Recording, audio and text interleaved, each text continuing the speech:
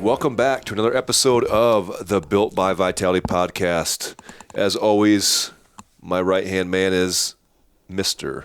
Philip Lewis. And we have Katie Heath with us today. Hello. So we are excited. We have a lot to talk about.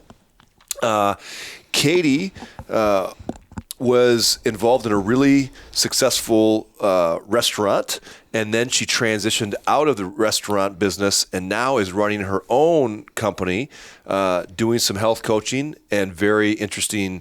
The transition is very cool. I want to get into that. Yeah.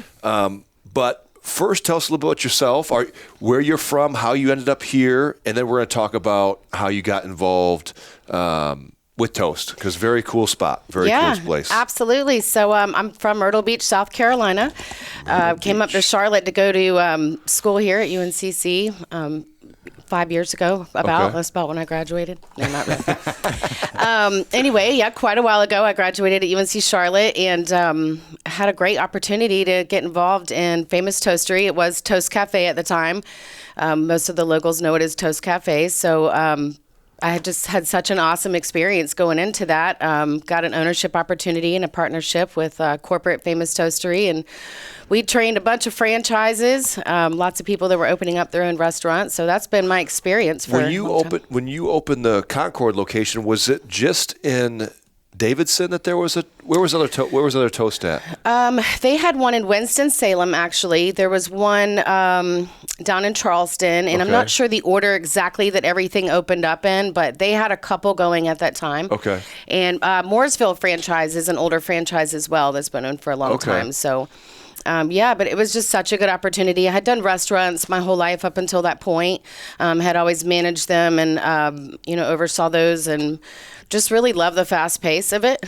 It was a difficult lifestyle. It's very hard to take care of yourself in the restaurant industry. So I definitely got that for many, many years. But it was a wonderful experience. Toast is such a good breakfast restaurant. We did a lot of community stuff there and really got involved, as you may know, with some of the things we did. And it was just a really, really good atmosphere for me. Very good learning experience. So. And you guys picked the spot. It was, really, you guys were the first spot to go in on that development, which is, when you think about a location for a business, especially a customer-facing business, you couldn't have picked a better spot with the traffic, the amount of traffic that goes into that. That has to be one of the higher traffic areas in all of Concord, if not, Mecklenburg and Cabarrus County combined. I believe that exit is the most traveled exit in the state of North Carolina. That makes sense. I'm pretty sure. So to have a business there, that's an awesome opportunity. When I first wanted to open one, and I had gone to the corporate guys and said, hey, I want to get one in this area, and I had suggested this area, and they said, oh, you just want one right in your backyard, don't you? I said, well, of course I do. And it was basically where they built that one. I'm in Highland Creek, so it was basically in my backyard, so it worked out. How quickly from the time you opened that did you start to have quite a bit of success with just the traffic and figuring things out? Did it take a little while? Was it just an immediate kind of rush to the store, or how did that work? I think the traffic started very quickly there. People were waiting on that one to open because they already knew about the Davidson one. Toast has done such a good job making a name for itself in this area. So I feel like people were really just sort of waiting, and everybody had to go, to Davidson, and the hours, you wait 2 or 3 hours there for a table sometimes on a Sunday. So people were glad to have that spread out and have another opportunity for a place to go. And then, we just gradually built community, NASCAR being right here and all the Hendrick groups, and we just, we met people very quickly. It became kind of the neighborhood spot to go to. I never felt like I was going to work there. I felt like I was getting paid to go hang out with the community. Yeah. So. What is the mindset behind? I think it's smart. I just don't know how someone would have I guess it's got to be, you have some guts to say, okay, we're only going to be a breakfast restaurant. What do you think goes into that? And do you think that that concept is recreatable in these other franchises that maybe don't do that well for lunch or dinner, and they just pick their sweet spot and say, we're only going to do dinner or we're only going to do breakfast. I mean, it's risky to do that. I think that you better be really sure about your product and your brand. You better have a great business, because that, short window of time, people need to be flocking to try to get there before you close. It needs to be a thing of, we need to hurry up. They're closing at 3:00, to have that kind of desire and that kind of demand in the community. I think they did such a good job with their product and their brand. It worked for them. A lot of restaurants don't know what they're great at. They have these general, American cuisine or whatever cuisine they have, and they're sort of all over the place. You can get pizza there, you can get a taco. They don't really know what they're doing. So my thing is, be great at one thing. I like to have niches that are narrow. That's what makes us great, is being good at one thing instead of being mediocre at a million things. Yeah. So I think they mastered that very well. I think it takes a certain group of people to be able to do that. So, do you think it was easier to find employees knowing that they were never going to have to work late, they were never going to have that those afternoon and evening hours? Yeah, that's huge. That's one of the drawbacks of being in that industry. When I say you can't take care of yourself, you're getting home at midnight. If you're eating dinner at midnight, well, everybody knows that's a bad idea. So it's easy to get lost in that schedule. It was also really conducive for younger people. I had high schoolers, lots of people here actually that came and worked for me as hostesses, and it was great for their hours. They're able to be home at 3:30 in the afternoon. They could still be with their friends and make great money. I mean, the place was very busy. So, everybody that worked there made great money, especially for being students. Yeah. Do you think, I would call Toast a healthier version of a restaurant for sure. I mean, I think when I went there, it was very easy to find options that were compatible with what, if you wanted to eat healthy. Is that something that they kind of leaned on to say, this is what we want to do, or did it just kind of happen that way? It sort of happened that way. Their recipes are very simple, so they don't have a million different ingredients and things. I think that makes it simple to order there. They never claim to be, all organic or anything like that. They just used a lot of whole foods for things. So our freezers there are very tiny, so it's not a bunch of things coming in frozen in a box sort of thing. Yeah. I mean, they could have more room to go in that direction if they wanted to. What I like about the menu there is, if you want to come in and eat 6 pancakes, you can do that. Or if you want to come in and eat, an egg white omelet with made with olive oil and vegetables and whatever else, you can do that too. So there's something for everybody there. That restaurant really allowed me, whenever I went to go change my diet plan after starting here, I knew what I could eat there. It was very simple to order my stuff. So I just had to switch what I was ordering because those pancakes were still on that menu. Yeah.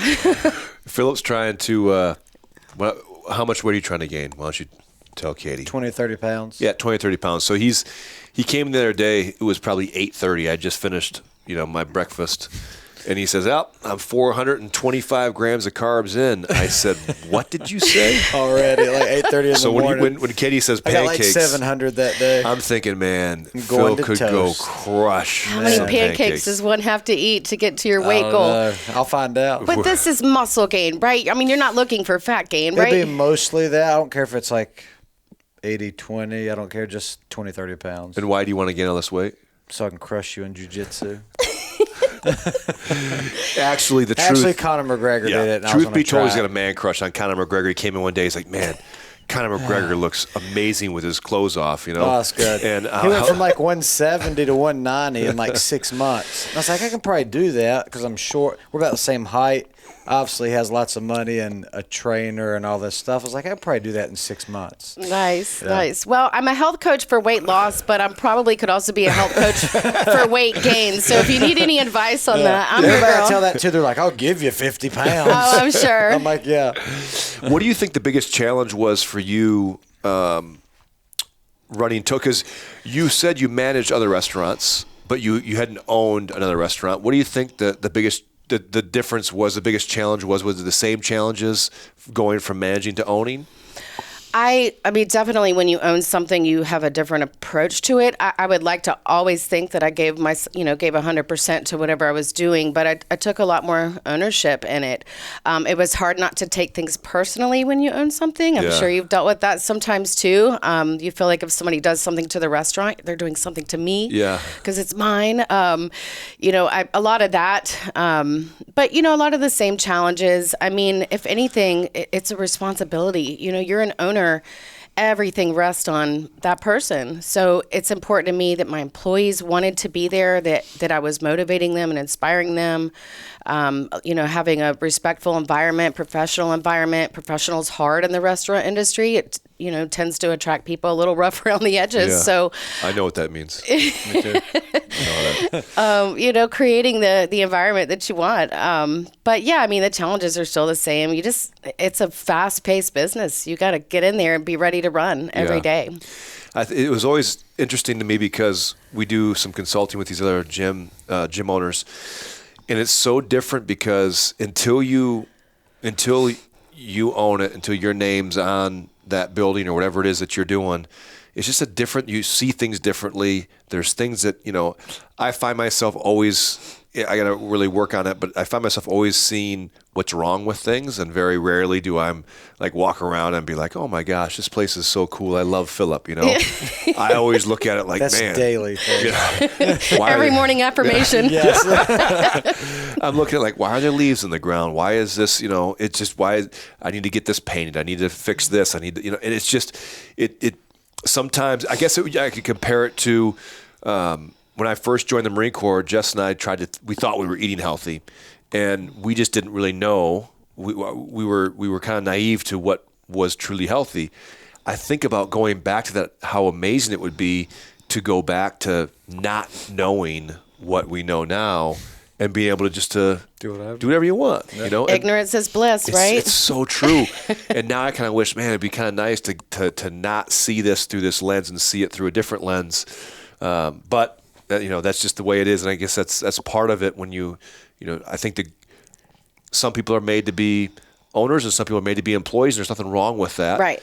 And I think I realize that more now after doing this for 12 years that I totally get why people maybe don't want to own something because there are times when I don't want to own anything, right? And I think that there's a lot of people that kind of fall into this role that maybe they don't fully understand what they're getting themselves into, and they're going to quickly realize, gosh, maybe I don't want to own a restaurant or my own business or whatever. But you got to see it from both, which is kind of cool. You see it from a management position, which is, to me, the most important position in that whole restaurant. And then, I would consider, you were owner manager, or did you managing partner? Yeah, that's what I would call it. So I mean, you had the best of both and the worst of both. Yeah.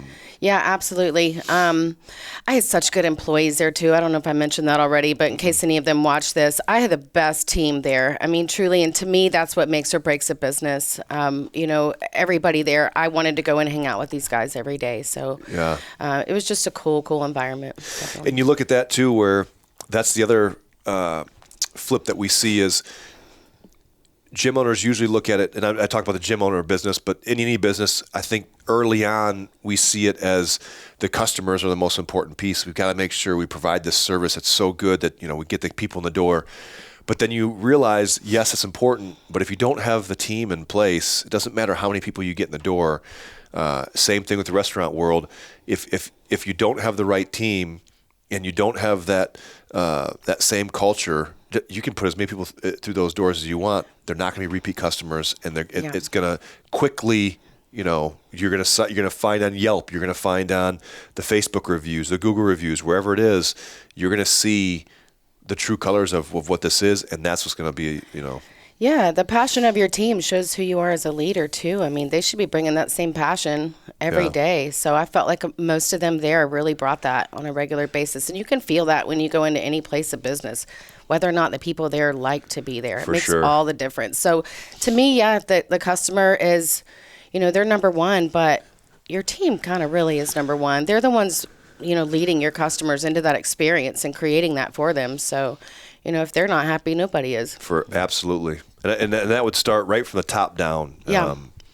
And I look at that and say, man, the people that have disgruntled employees and they have issues, we always talk about in these consulting calls, we always talk about all the issues that come up and all the things you got to talk about where, culture kind of clashes with these different pockets of problems.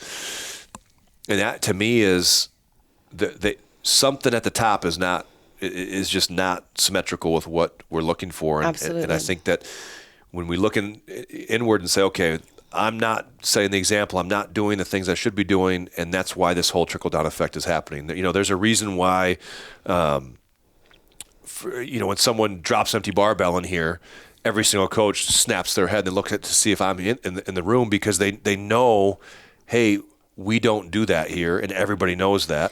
They know your standard, yeah. Yeah, so you kind of just. But if I was the one, if I'm telling everybody that, and then I'm training and I'm dropping a barbell or doing whatever. Now Philip's like, wait a second. So can we drop barbells or can we not drop barbells? Is it Tuesdays we can't drop or Fridays? Right. And I think that is a really hard thing to do because you just have to be obsessive over all those little things. And I've told Jess, and this will be something in 30 seconds. You'll talk me out of it maybe, but I am 100% convinced I'm going to own a restaurant. I'm going to lose some money on it. I won't make any money, but I'm going to own a restaurant. It's going to be a small one.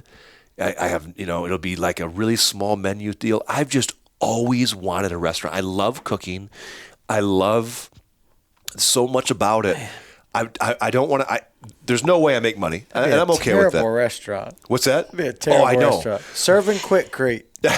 Well, I would assume it would be like healthy farm to table. Exactly, but small, just small and like easy, and cafe. just a really like somewhere out west, somewhere in a Out small west, town. I was going to say, people around here need that. We're surrounded by chain restaurants from the 90s at that. So I've always been fascinated with that part of it because you have so much control. Did you have one or two more questions, and we'll transition into this? Yeah. The Twilight career here. What did you have a lot of control over the menu? Could you, being a franchisee, how much leeway did you have to make decisions within that business? So there's a main menu that all the stores share. That we'd have say-so if there were things we wanted to suggest for a new menu rollout.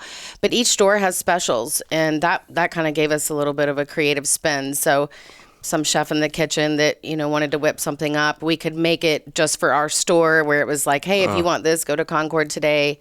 So, we did a lot of that. We had a little bit of room there. But no, initially they had their menu created definitely before I came on board. So, hindsight being 2020, nothing against Toast as a franchise, but now that you see it as a franchise, would you do it again as a franchise, or would you think you'd like it better with no structure to it, and you get to create everything yourself from scratch? Do you think the franchise model is the way to go in the restaurant world?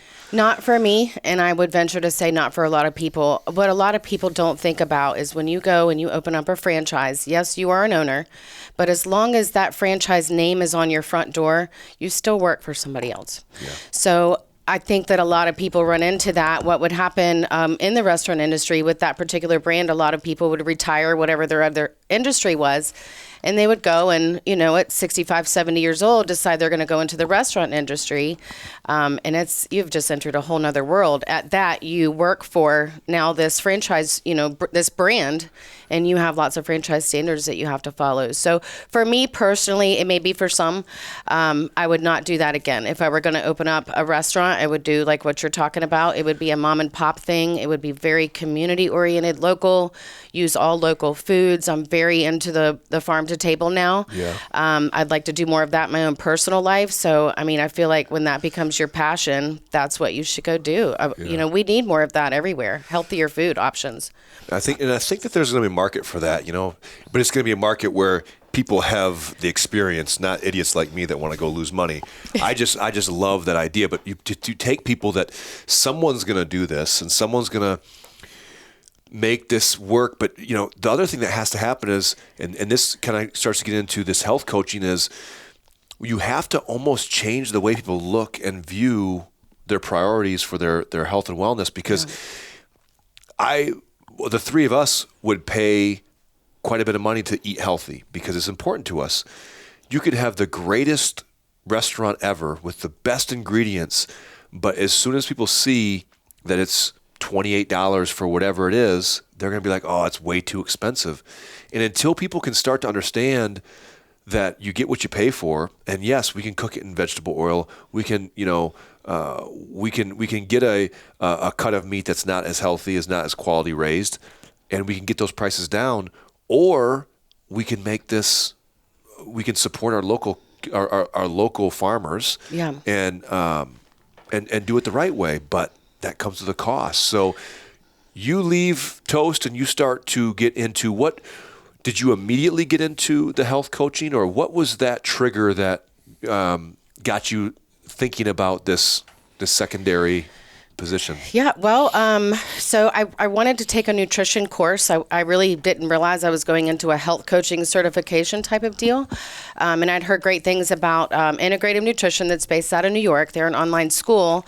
And, what I realized I had done the first time I came here, I lost weight for the first 3 years here, like 70, I think it was about 72 pounds.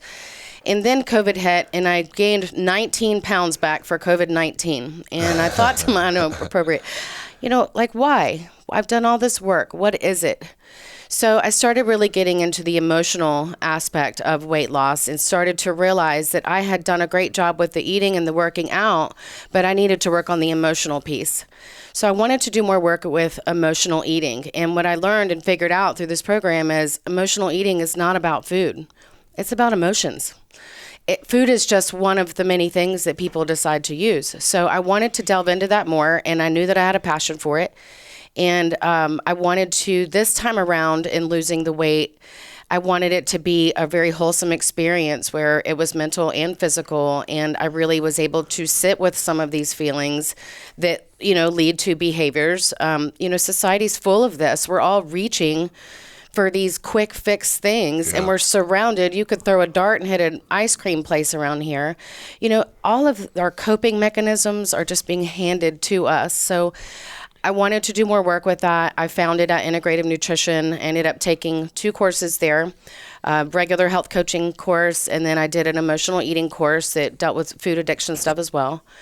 And I realized that I don't want to be held down with only having a certification, really, to talk about food addiction. In my opinion, you have to get into some childhood traumas and some things. You have to really go back to when those behaviors began. As children, we don't have access to the drugs and alcohol that adults have access to. We have access to food. So I think it's very easy and a very common thing, that kids go and reach for that. So I wanted to do more work with that, do it the right way this time so that the emotional aspect helps me keep the weight off this time. And it's I've done the best work. I'm reading about it. I'm following a doctor called Gabor Mate, who does a lot of work with addiction, whether it's food, drugs, alcohol. It's all the same to him. And I'm just kind of rewiring my brain for how I've handled things in my own life and how I can help other people do that. People just don't know where to start. I mean, as sad as it is, you walk into a classroom now, 3 of the children are not overweight. The rest of the classroom is. In our day, you walked into a classroom and 3 of the children were overweight and the rest were not. There is a flip that has happened in society, and people need help, and they don't know where to start. And you've got people wanting to put their children on diets and everything else. That is not the issue. The issue is why they're doing the behavior. Yeah, and I think that you can. And again, I don't have a background other than just barely graduating college with a psychology degree, but I see that so many people are just trying to get their kids to eat healthy and not do these things surrounded by food. And I think you're exactly right. It's not the food. It's a behavior issue. It's a coping mechanism. Whatever it is, the same reason why, for some reason, these big high-level CEOs feel like they need to come home and have 2 alcoholic drinks at the end of work. That's, in my opinion, that's no different than a kid overeating or turning to food to deal with that. It's the same exact thing, but for some reason, there's just not a connection drawn with that. And the other thing is, with these kids that see their parents cope with their problems this way, it doesn't mean that they're going to be alcoholics or addicted to drugs or whatever. It doesn't matter what their parents are doing. They're going to find their own coping mechanism, and it's all going to be bad. So yeah. Yeah. I think teaching people to sit with things we're not comfortable sitting with things, especially, like I said, we're just this fast-paced society. We want to grab and, get the quickest thing and the most and the bang for our buck and everything else. We're just not able to sit with things anymore. I think our children need that. We need to slow down for them. So that they're not going and grabbing for stuff as well. In my opinion, and, this doctor that I'm following would agree, a lot of people would totally chastise me for this. Addiction is a learned coping mechanism, and it can be unlearned just as well as it can be learned. So that's where the work part comes in. A lot of people in weight loss, I think they're looking for that, you see on the magazine cover, lose 15 pounds in 15 days. As soon as I say the word journey to people, they get real nervous. They're like, they don't want to, go through this whole big long trip that they're about to have to take. A lot of people don't like to talk about this stuff, but again, if they're going for the quick fix, I would venture to say they're going to be right back where they started later on, even if they lose a little bit of weight. Absolutely. Those emotions they still haven't been dealt with in the right way. So that's what I want to work with people on. I think the best way for me to do that is to be an actual therapist. So my plan is to go get a master's degree in clinical mental health with a specification in food addiction, and then work with people from there. So I love it. And I think that looking at this from a emotional standpoint too, I completely agree that the majority of these diets, that's the first problem. It can't be a diet. It needs to be a lifestyle adaptation. And unless you open up some of this stuff, but to your point, people, it's taboo to talk about weight with people. Yeah. You don't want to hurt people's feelings. But here's the thing: at some point, you have to have an honest conversation with somebody, and the reality is, let me say this the right way. I'm not probably I don't have the personality to have that conversation with most people because I'm not as nurturing or as patient as you are. So you look at this and I can tell from how passionate you are about this, you can take a completely different approach to this and get people to open up a little bit easier than someone that's a little rough around the edges like me, or even worse, Philip. So I think there's a huge need for this.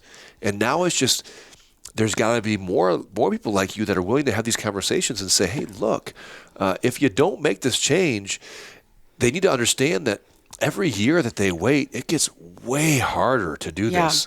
And everybody says, oh, well, at 50, maybe that's the magic number I hear is, I got what I got at 50.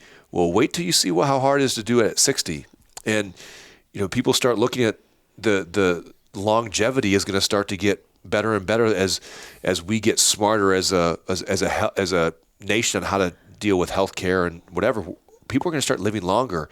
Well, now, what if you do? What if living into our 90s is where our kids are? That's what our kids are expected to do. Yeah. If we're at 75 and we're not mobile and we're not agile enough to do anything, what's the point of living to 90? So people have to start to put all these things together. And if you don't peel back the onion on this and figure out, hey, why are you, why can you lose 100 pounds and then gain 120 back? Yes, you've done all that work. But then, so that's what I want to get to the root of. We're really willing to risk that much over cravings, over needing or thinking that we need this food. So that's where you have to say to yourself, it's bigger than the taste of food.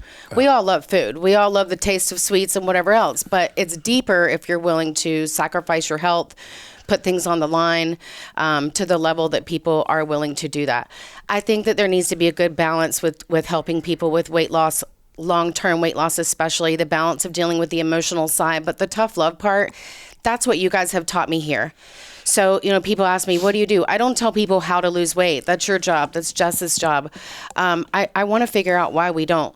But in the tough love part, I don't think I've ever shared this with you. I may have told Jess. The reason I joined this gym, and this is coming from somebody who was terrified of gyms, anyone like you or in your realm of life, you were like an alien to me. I mean, like, really, who gets up at 5 a.m. and goes and works out? To turn down cake on a birthday or just whatever it is, the lifestyle that comes with the lifestyle, it was so foreign to me. I was scared of you. I was scared of gyms. And a lot of people are. They'll never step foot in one because they've already made a decision about themselves.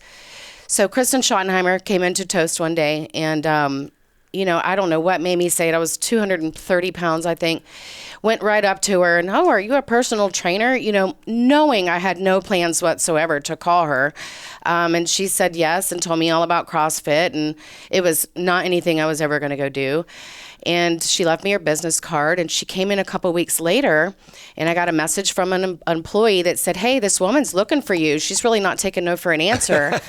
And I'm like kind of scared of her. You know, I was a little scared of her every time she came in. She was buff and very serious. So, you know, I finally took her up on it, and it took me several weeks, and I cried every day when I left here for the first month. I mean, it was such a butt kicker for me, this workout. But I'll tell you, I got on your website after I really had to muster up the courage to come in here to meet her. And I read something that you wrote, and it was the most terrifying thing I had ever read. It was something along the lines of, if you're going to join here, don't waste my time.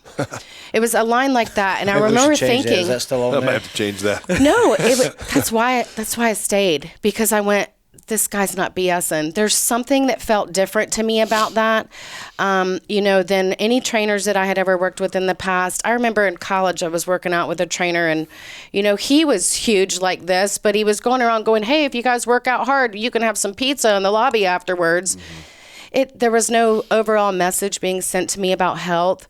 This felt different to me, and that's why I've stayed, because of the tough love and the fact that nobody in here was going to coddle me.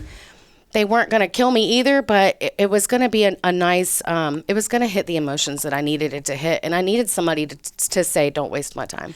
You know, I think when I first opened this 12 years ago, as you said, how personally you take things when you're an owner, I was getting so frustrated because I watched so many people give up on themselves, and so many people get so frustrated with the process of, you know, they had been unhealthy for 10 years, and they'd give it 2 weeks and be like, I don't understand. This isn't working. Yeah. And they would just give up so easily. And coming from the Marines, man, I struggled with that. I couldn't understand how it was so easy for someone to throw the towel in.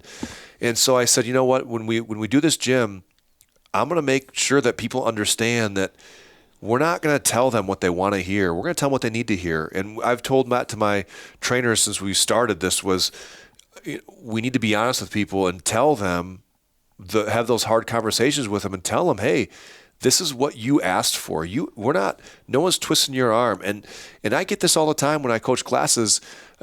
People will come in here and they're not, and you can see it in their face, or just they don't want to be here. And that's that's for me, I never can understand that, because you got out of bed, you got dressed, you drove here, you're in the gym, it's cold, it's the doors are shut, it's 40 degrees outside, it's 60 degrees inside. The hardest part's already over, you're already here. Now it's just a matter of wrapping your head around, hey, I'm going to take advantage of this opportunity because I already did the hard part. And that's what I think. I think that's exactly what you are going to do on the nutrition side, is have those conversations that maybe people, you know, they grew up hearing their trainers tell them, oh, hey, you're doing great. Everything's great. Oh, you skipped 2 days and went on a bender where you ate McDonald's, you know, breakfast, lunch, and dinner. Oh, you know what? It happens to all of us. No. You know what? They need to sit down and say, hey, what is going on? And that's exactly what you're going to be able to have with these guys and girls, is the conversations that everyone else should be having with them. And I think it's going to be huge. I think so too, and thank you for that. I will tell you that the struggle, to paint a different struggle picture for you, for what a lot of people that are struggling in gyms are dealing with, the ones that want to quit after 2 weeks. So we all have kind of limiting beliefs about ourselves, things that we tell ourselves that are not rational. They're a protective thing that our brains use. So one of mine is, I'm not an athlete. Do you know that I have to fight that slogan every day that I come in here? My brain is telling me I'm not an athlete. And so what's happening is I'm last at EvoFit or second to last. I've been coming here almost 5 years. Why am I still last at EvoFit? It's because my brain keeps telling me that I'm not an athlete, or my brain keeps telling me you're always going to struggle with weight. So if you think about, your kids, if your daughter's on a team and you walk in and that coach is yelling at your daughter going, you are not an athlete and you're always going to struggle with this sport. I don't even know why you're here. You're probably going to pull your kid out of that team pretty quickly. Sure. We don't pay attention to we don't acknowledge those voices and how they sound. In one of my workshops, I do this where we write down our own limiting beliefs. I am not an athlete. I cross out the I write the word you, and then I hand it to you. And now you're reading, I'm not an athlete. Well, who are you? Why would you say that to me?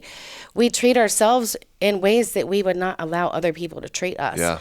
So I believe that when people start and those 2 weeks are happening, it's the most painful 2 weeks of their lives because they're having to face that self-talk. They're having to face that coach that doesn't know how to talk to them. And they're still having to pull through that workout, even with that going on in their head. Yeah. And I think that's where, that coach needs to explain to these people, every single one of our members that we have this conversation with them and say, hey, it doesn't make a bit of difference how many reps you did, where you finished. All that matters is you walk through the doors, you worked out, and you're walking home, and you're walking outside those doors. And now you are a better version of yourself today than you were yesterday. And if we can take it day in and day out, one day at a time, the results will come.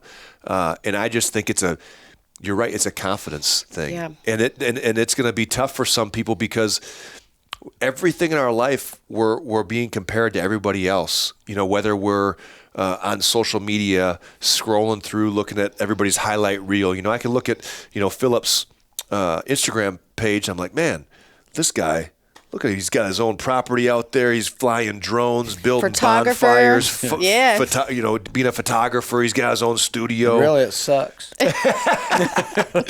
But the reality is he's got challenges just like everybody else. But you get so caught up in that, and that self-talk is so important that then you start to come in here and you do something that's a little bit outside your comfort zone, and it's so easy for those voices to creep back in and start to second guess yourself. And I think that's where on the gym side, females are so much more fun to work with than males because the confidence that those females have and the switch that takes place, because no one's ever given them I don't know where that started, but no one's ever really said, hey, it's okay to lift a barbell and be strong and be aggressive and want to be fit. That's always been somewhere along the line. It's always been guys that have been able to be the meatheads. Yeah. I love my lady meatheads that are competitive on the EvoFit side, that like to sling barbells on the CrossFit side. Yeah. And that you just got the guys that are like, those girls, I don't like, they look like guys. Yeah. I'm like, they look bulky. If they look like guys, then why don't all guys look like that? Yeah. That's and that's the other self-talk that people get convinced into is, I don't, this is what the perception of what is beautiful for women is something that's completely driven people to this. And I'm sure that's something you're going to deal with a ton is these kids growing up, and especially now, we haven't hit it yet because the bulk of these problems are happening right now. These young teens right now in 10 years, they're going to have some problems because this stupid social media is convincing them who they are supposed to be instead of giving them an opportunity to be their own human. It's convincing them of that, and then we're surrounding them with opportunities to do everything but what's healthy. So you're expected to look this certain way, but we're going to give you all this junk food and all this junk from society so that you now have a hard time looking and being this way. It's hard everywhere you turn. But, I mean, it starts in the household. It starts with, I think, what you feed your children. I used to talk a lot about my body, the physical aspect of it. Now in my house, I talk about health. We talk about what's healthy and what's going to make us feel good. And, I have a new daughter in my life that's been around for 2 years now. It's a great opportunity for me to just freshen a child's mind with what health is all about, now that I've learned it. I didn't have that to offer before, but I do now. So Man, that's great. So now how can people find and get in touch with you, Katie? Yes, so I have a website. It's innerfitnessnc.com. Okay. I do a blog every Thursday. I'll actually be posting one today. It's my Thursday Thoughts blog. I actually just last week posted one about children and overeating issues, parents noticing that in children. So that's an interesting read. I do get very personable on these, by the way, and I'm very blunt. I don't enjoy beating around the bush. I like to call it what it is and get it out. It might hit some people the wrong way, but to me, that opens up dialogue. So feel free to reach out on any of that stuff that you see on the website. You can contact me directly through the website. I do a free health consultation for anyone that's interested to kind of find out more about what I do. I do one-on-one counseling with people, as well as if someone is terrified of going into a gym, I will go into their gym with them and go try out a workout, or they're welcome to come join me at EvoFit. I know you all offer, I think it's like one free session if somebody wants to come try it out. So, I'll reel them in with that if I can, just to show them there is something for everybody here. That's what I love about EvoFit. It can be for a total beginner. It's fine. So just to kind of really I'm calling myself like a weight loss best friend at this point. So innerfitnessnc.com is the best place to find me. And then, of course, I'll contact you right back from there. So I think having a support structure and the community is great, but having a dedicated, like, hey, I am there for you at any time. I think that's what people need to get over the hump, because when you were struggling and the days that you do struggle with that inner voice saying, hey, I'm not an athlete, I don't belong here, all it would take is one 10-second phone call from somebody and say, hey, here's what I'm feeling. And they're like, hey, listen, you write down what you just did today in that EvoFit class and text it to me. Yep. And it's going to take you 8 minutes to write it down because there's so much work you just did. And then they're going to be like, all right, now you read that out loud and you tell me that an athlete is able to do that. And it just takes something like that where someone can say, hey, snap out of it. Because everybody has those demons that they're fighting. And I think that's great. And I think that when Philip is, 230, he might need a health coach. So get back down. Oh, great. Well, thank you very much for doing this, Katie. Yes. This was great. I'm excited to see what happens over the next 6 or 12 months with the business. thank you so much. I appreciate you guys having me. This is awesome. I feel like the Robin to your Howard Stern here. Yes. So Hey, you need a woman, right? You need a permanent woman. We do. Well, we got kind of. I'm just kidding. I'm just kidding. You're talking about me. Guys, until next time, this is the Built by Vitality podcast. Thank you.